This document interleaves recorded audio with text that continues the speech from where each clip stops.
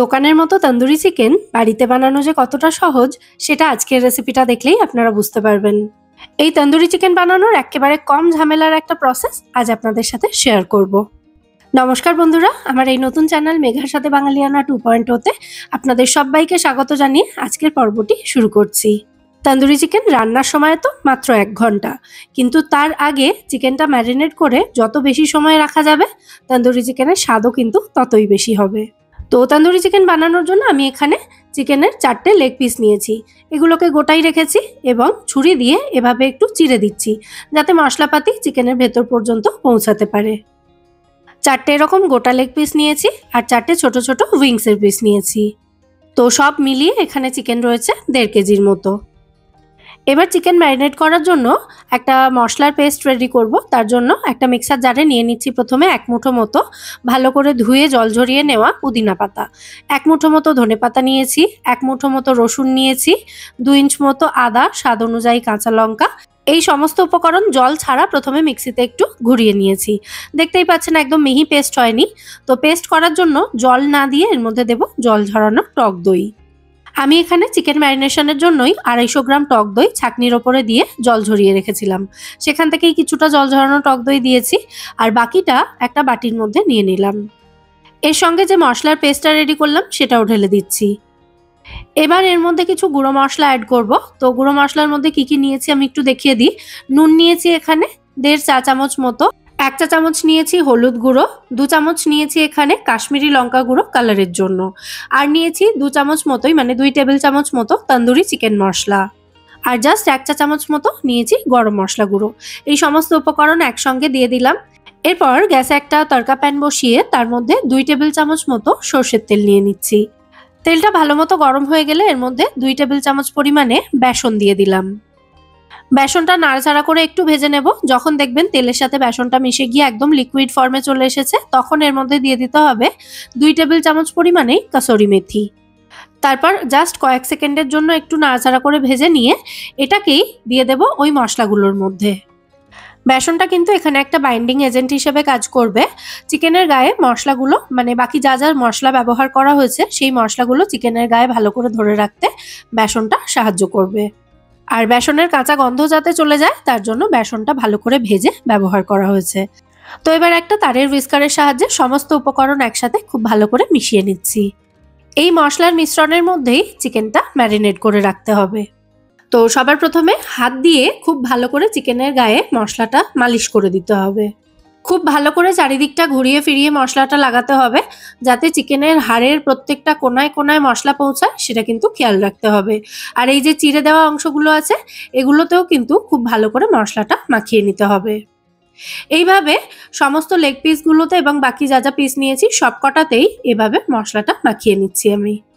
হাতে সময় কম থাকলে মশলা মাখিয়ে অন্তত পক্ষে ঘন্টা 2-এর জন্য এই চিকেনটাকে ফ্রিজে রেখে দেবেন, তারপর তন্দুরি চিকেন বানাবেন।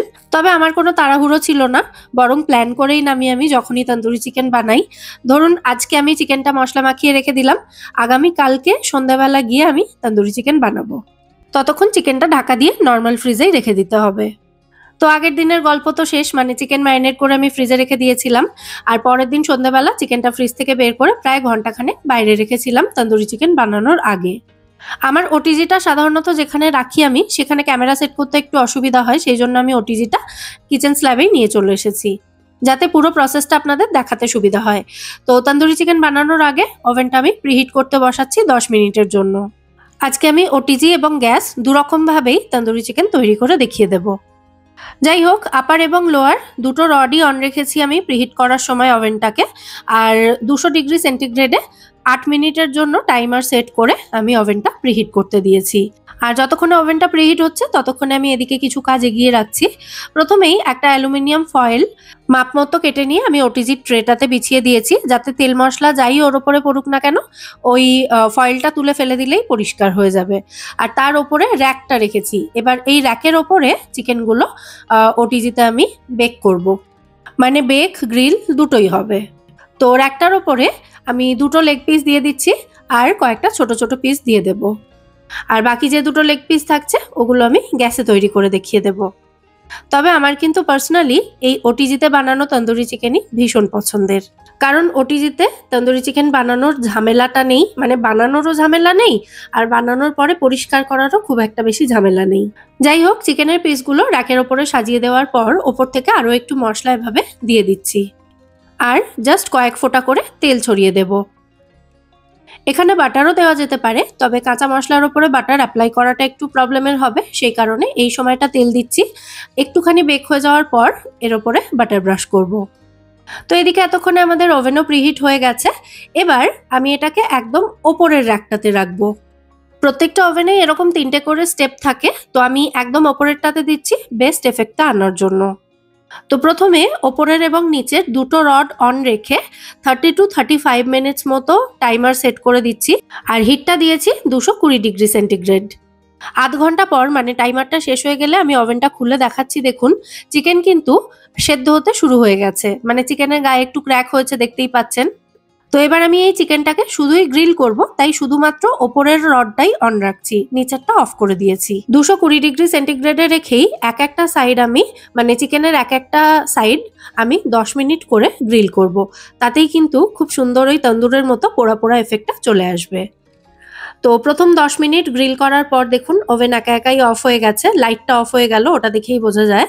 তো এবার চিকেনটাকে বের করব, আমি বের করে একবার করে উল্টে দেব। দেখুন এই সাইডটাতে কিন্তু খুব সুন্দর গ্রিল হয়ে গেছে এবং একটা পোড়া পোড়া এফেক্ট চলে এসেছে।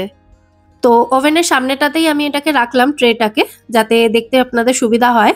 তো এবার একটা টঙের সাহায্যে এগুলোকে উল্টে দেব, আর উল্টে দেওয়ার আগে যে সাইডটা হয়ে গেছে সেই সাইডটাতে একটু বাটার ব্রাশ করে দিচ্ছি, যাতে এই সাইডটা ড্রাই না হয়ে যায়। ওটিজিতে তন্দুরি চিকেন বানানো হলে কিন্তু এটা বানাতে তেল বাটার খুবই কম পরিমাণে ব্যবহার করতে হয়, যেটা যদি গ্যাসে বানাতে হয় তাহলে একটু বেশি পরিমাণেই লাগে। আর এই যে ছুটকু ছুটকু পিসগুলো ছিল এগুলো দেখুন খুব সুন্দরভাবে একটা সাইড থেকে গ্রিল হয়ে গেছে, তো এগুলোকেও উল্টে দিচ্ছি আমি। নিচের সাইডটাতে দেখুন একেবারেই কিন্তু পোড়া পোড়া ভাবটা একটু আসেনি। তো এবার উল্টে দিলাম এটাকে এবং আবার এটাকে 10 মিনিটের জন্য গ্রিল করব। আর শুধু ওপরের রডটাই অন থাকবে। প্রথম 30 মিনিট যে ওপর এবং নিচে দুটো রড অন রেখেই আমি এটাকে বেক করতে দিয়েছিলাম, তাতে কিন্তু চিকেনটা ভালো মতো সেদ্ধ হয়ে গেছে। তো চিকেনের পিসগুলো উল্টে দেওয়ার পর আবারও একটু বাটার ব্রাশ করে দিয়েছি এবং এটাকে আবারও আমি ওভেনের মধ্যে দিয়ে দিলাম। ওভেনটাকে আবারও 10 মিনিটের জন্য সেট করে দিচ্ছি। আর এবার দেখিয়ে দিই গ্যাসে কিভাবে তন্দুরি চিকেন বানাতে হবে।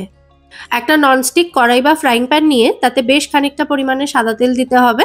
তারপর তেলটা গরম হয়ে গেলে এই মশলা মাখানো চিকেনের পিসগুলো এর মধ্যে দিয়ে দিতে হবে। প্রথমে মিডিয়াম টু হাই ফ্লেমে রেখে 10 মিনিটের জন্য বারবার এপিট ওপিট করে উল্টে দিয়ে চিকেনটাকে ফ্রাই করতে হবে। আপনাদের কাছে নতুন অথবা একটু ভালো কন্ডিশনে থাকা ননস্টিক প্যান থাকলে সেটাই ব্যবহার করবেন, তাতে মশলাটা লেগে যাওয়ার কোনো সম্ভাবনা থাকবে না কড়াইতে বা ফ্রাইং প্যানের মধ্যে। তবে আমি যেহেতু এখন প্রায় বন্ধই করে দিয়েছি ননস্টিক প্যান ইউজ করা, সেই কারণে আমার কাছে যেটা ছিল আমি সেটাই ব্যবহার করলাম। তাতে এটা একটু লেগে লেগে যাচ্ছিল কড়াইতে, তো কিছুক্ষণ পরপরই এটাকে আমি উল্টে দিতে থাকছিলাম যাতে বেশি ধরে না যায়। আর চিকেনটাতে যেহেতু মশলা মাখিয়ে প্রায় 1.5 দিন মতো ম্যারিনেট করে রাখা ছিল, তাই চিকেনটা কিন্তু খুব তাড়াতাড়ি সেদ্ধ হয়ে যাবে। আর প্রথম 10 মিনিট মতো যদি মিডিয়াম টু হাই ফ্লেমে রেখে চিকেনটা ফ্রাই করা হয় তাহলে চিকেন থেকে কিন্তু খুব একটা বেশি জল ছাড়বে না, মানে চিকেনের ময়েশ্চারটা রিলিজ হবে না, ময়েশ্চারটা চিকেনের মধ্যেই থেকে যাবে এবং সেটা কিন্তু তন্দুরি চিকেনকে খুব জুসি বানাবে ভেতর থেকে। তো কড়াইতে চিকেনটা ভেজে নেওয়ার পর একটু গ্যাসের ফ্লেমটা কমিয়ে আমি কড়াইটা ঢাকা দিয়ে রেখেছি, চিকেনটা একটু নরম হয়ে যাক। ততক্ষণে এদিকে দেখুন আমাদের ওটিজিতে বানানো তন্দুরি চিকেন কিন্তু এখানে একেবারে রেডি। আমি ওপর থেকে একটু বাটার ব্রাশ করে দিলাম, তারপর এগুলোকে একটা প্লেটে তুলে নিচ্ছি। এই যে চিকেনের ওপরে পোড়া পোড়া ভাবটা, এটা যদি আপনারা একটু কম আনতে চান তাহলে টাইম একটু কম দেবেন, মানে যেখানে আমি 10 মিনিট দিয়েছি সেখানে আপনারা 7 থেকে 8 মিনিট দিতে পারেন, অথবা টেম্পারেচারও একটু কমিয়ে দিতে পারেন। আমার ওভেনটা 1280 ওয়াটসের, তো আমি সেই হিসাবেই টাইমার টেম্পারেচার সব সেট করেছি। আপনাদের ওভেনের ওয়াটেজ অনুযায়ী আপনারা টাইমার বা টেম্পারেচার সেট করতে পারেন। আচ্ছা, কড়াইতে যে দুটো চিকেনের পিস ছিল আমার মনে হচ্ছিল কড়াইতে জায়গাটা একটু কম হচ্ছে, সেই জন্য আমি একটা ওটিজিতেই দিয়ে দিয়েছি। আর দেখুন এভাবে আমি একটু চেপে চেপে দেখিয়ে দিচ্ছিলাম চিকেনটা ভেতর থেকে কতটা জুসি হয়েছে। সার্ভ করার সময় আরো ভালো করে দেখিয়ে দেব, মানে একদম ভেতর থেকে চিকেনটা খুলে খুলে দেখিয়ে দেবো, তাতে আপনারা আরো ভালো বুঝতে পারবেন। যাই হোক, এদিকে কড়াইতে এক পিস চিকেন আমি ঢাকা দিয়ে রেখেছিলাম, মোটামুটি আরো 10 থেকে 15 মিনিট রেখেছি এবং মনে হচ্ছে চিকেনটা প্রায় 80% মতো সেদ্ধ হয়ে গেছে। তো এবার বাকি যে 20% রয়েছে সেটাকে আমি ডিরেক্ট ফ্লেমের ওপরে দিয়ে সেঁকবো, তাহলে ওই পোড়া পোড়া একটা ভাবও আসবে আর চিকেনটা বাকিটা সেদ্ধও হয়ে যাবে। তো রুটি শাকার জাল নিয়ে তার উপরে আমি একটু তেল ব্রাশ করে দিয়েছি এবং এর ওপরে চিকেনের পিসটা দিয়ে চিকেনটাকে বারবার উল্টে দিয়ে দিয়ে এভাবে ডিরেক্ট ফ্লেমের ওপরে সেঁকে নিতে হবে। এই ক্ষেত্রেও আপনারা কতটা পোড়া পোড়া ভাব কম বা বেশি চান সেরকম ভাবেই চিকেনটা সেঁকে নেবেন। তবে তন্দুরি চিকেন যেহেতু, তাই একটু পোড়া পোড়া না হলে তো ভালো লাগবে না আর সেই ফ্লেভারটাও আসবে না, সেই জন্য আমি একটু ভালো করেই পুড়িয়ে নিচ্ছি। পুরো প্রসেসটাকেই আমি একটু ফাস্ট ফরওয়ার্ড করে দেখিয়ে দিচ্ছি আপনাদেরকে, তাহলে আপনাদের বুঝতে সুবিধা হবে। তবে জানেন তো, গ্যাসে এই যে তন্দুরি চিকেন বানানো, এতে কিন্তু পরের ঝামেলাটা অনেক বেশি, মানে পরিষ্কার করার ঝামেলাটা প্রচুর বেশি। তারপরে এই যে কনস্ট্যান্ট গ্যাসের সামনে দাঁড়িয়ে থেকে বারবার চিকেনের পিসগুলোকে উল্টাতে থাকতে হবে, এটাও একটা ঝামেলার। সেই কারণে আমার মনে হয় ওটিজিতে বানানোটাই বেস্ট। জাস্ট একটা র্যাক পরিষ্কার করতে হবে আর ট্রেটার ওপরে তো অ্যালুমিনিয়াম ফয়েল বিছিয়ে দিয়েছি, ওটা তুলে ফেলে দেবো, তাহলেই হয়ে যাবে। আমার ওভেনটার অবস্থা কি হলো দেখুন, এটা দেখে আমার না সত্যি কান্না পায়। আমার মুখটা দেখুন, একদম তাৎক্ষণিক একটা এক্সপ্রেশন এটা, যেটা আমার ভেতরে চলছিল যে এবার এটাকে আমি কি করে পরিষ্কার করব। যাই হোক, করতে তো হবেই, তাই গরম গরমই সমস্তটা আমি পরিষ্কার করে নেব। আচ্ছা, আমাদের সমস্ত তন্দুরি চিকেন একেবারে রেডি হয়ে গেছে। এবার জাস্ট ফাইনাল স্টেপে আমি চিকেনগুলোতে একটু স্মোক দেব। আপনারা স্মোকটা কিন্তু চিকেনে মশলা মাখানোর পরেও দিতে পারেন, তবে আমি চিকেনের স্মোকটা একদম এরকম শেষে দেওয়াটাই প্রেফার করি, তাতে স্মোকি ফ্লেভারটা চিকেনের মধ্যে থেকে যাবে খাওয়ার সময় পর্যন্ত। তো চিকেনের স্মোকটা দেওয়ার জন্য গ্যাসে একটা ছোট্ট টুকরো কাঠকয়লা বসিয়ে আমি কাঠকয়লাটাকে ভালো করে জ্বালিয়ে নিয়েছি। আর একটা বড় পাত্রের মধ্যে চিকেনের পিসগুলো, মানে তন্দুরি চিকেনের পিসগুলো রেখেছি।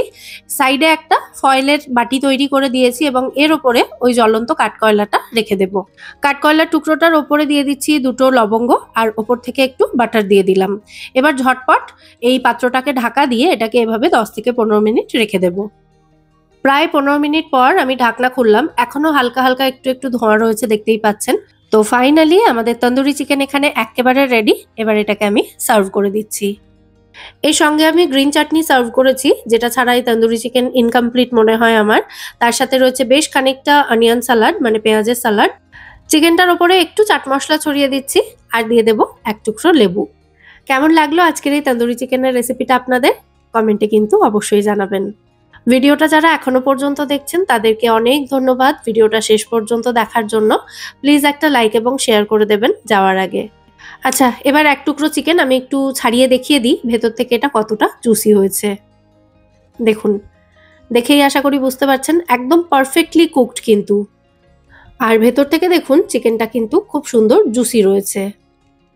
খেতে অসাধারণ সুস্বাদু হয়, অবশ্যই কিন্তু রেসিপিটা বাড়িতে ট্রাই করবে। আর এরকমই নিত্য নতুন রেসিপি পাওয়ার জন্য আমার দুটো কুকিং চ্যানেল মেঘার সাথে বাঙালিয়ানা এবং এই মেঘার সাথে বাঙালিয়ানা 2.0-কে সাবস্ক্রাইব করে আমার পাশে থাকবেন। সাথেই নোটিফিকেশন পাওয়ার জন্য পাশে থাকা বেল আইকন ক্লিক করে অল নোটিফিকেশন অপশনটাও অবশ্যই অন করে রাখবেন। তাহলে আজ এ পর্যন্তই, আবার দেখা হবে পরের পর্বে নতুন কোনো রেসিপির সাথে। সবাই সুস্থ থাকবেন, ভালো থাকবেন এবং সবাইকে খুব ভালো রাখবেন। নমস্কার।